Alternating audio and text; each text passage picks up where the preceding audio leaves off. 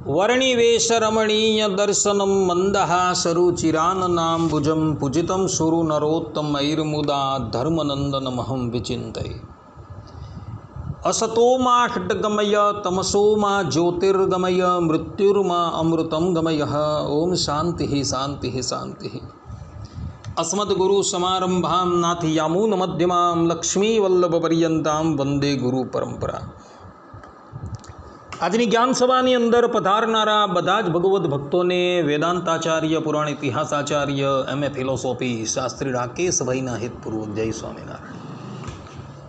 ભક્તો, આજની આ જ્ઞાન સભાની અંદર આપણે બધા ગુરુદ્રોહ કરનારાનું કોઈ પણ પ્રાયશ્ચિત ભગવાન માન્ય નથી રાખતા તથા કોઈ પણ સાધનથી રહિત હોય પણ ગુરુમાં ભક્તિ રાખનાર આલોક અને પરલોકમાં કલ્યાણનો ભાજી થાય છે.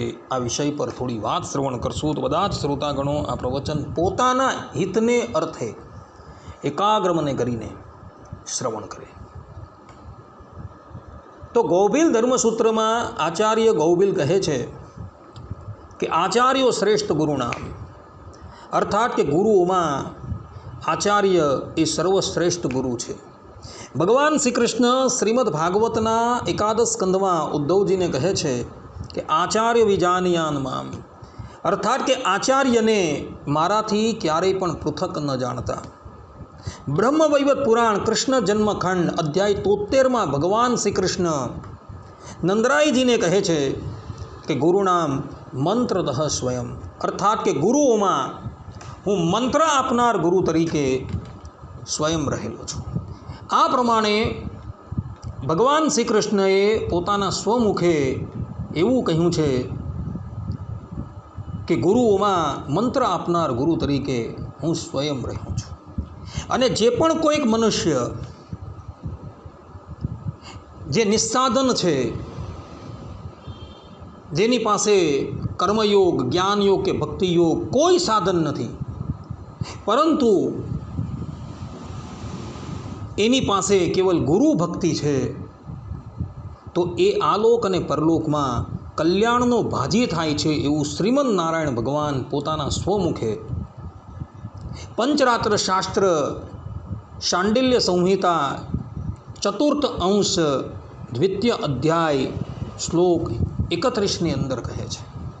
શ્રીમદ નારાયણ ભગવાન કહે છે કે સર્વ સાધનહીના નામ गुरु भक्ति मताम नृणाम इह लोके परत्रापि शुभैव घरिष्यति, अर्थात कि जिनके पास कर्मयोग, ज्ञान योग और भक्ति योग कोई साधन नहीं है, परंतु वे यदि अपने गुरु में भक्ति रखते हैं तो इहलोक और परलोक में उसकी गति शुभ कही गई है.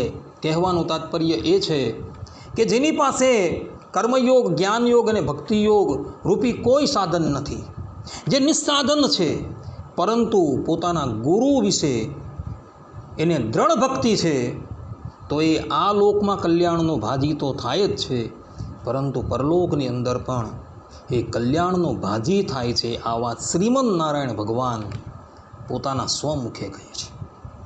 અને આ જ શાંડિલ્ય સંહિતા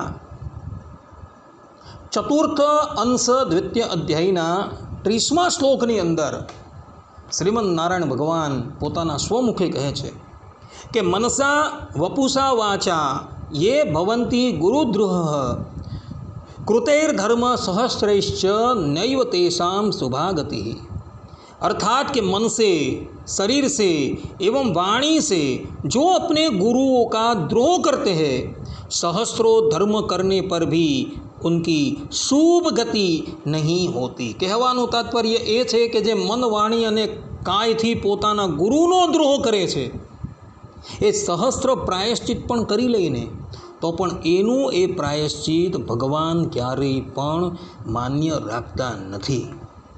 માટે ભક્તો જીવનની અંદર ક્યારેય પણ ગુરુનો દ્રોહ કરતા નહીં. એ ગુરુઓની અંદર મંત્ર આપનારા ગુરુ તરીકે સ્વયં પરબ્રહ્મ પરમાત્મા શ્રીમદ નારાયણ ભગવાન રહેલા છે. તો એવા ગુરુનો દ્રોહ ક્યારેય પણ કરતા નહીં. અન્યથા સહસ્ત્ર પ્રાયશ્ચિતો પણ કરશો ને તો એ ભગવાન ક્યારેય પણ સ્વીકારશે નહીં. આ વાત બધા જ લોકો આત્મસાત કરીને રાખજો.